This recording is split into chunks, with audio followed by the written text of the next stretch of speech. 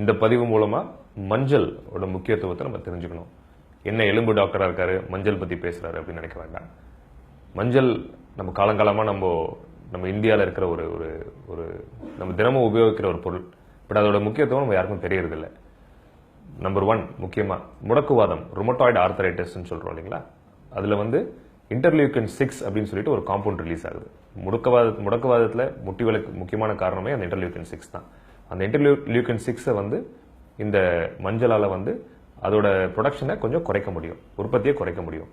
ரெண்டாவதாக நம்ம மூளை திறன்பட நல்லா எஃபிஷியண்டா வேலை செய்யறதுக்கு அதுக்கு ஆக்சிஜனேஷனை அதிகமா மஞ்சள் கொண்டு போகுது.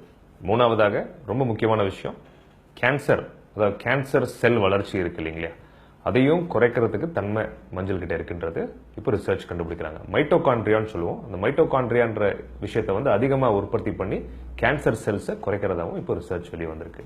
கடைசியாக மஞ்சள் ஒரு நல்ல கிருமி நாசினி. It's a good ஆன்டைசெப்டிக்.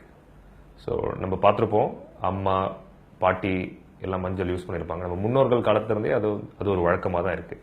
அது நம்ம தோலையும் சருமத்தையும் நல்லா பாதுகாக்கும்.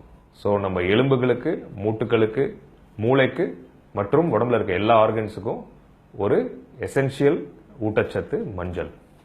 நன்றி.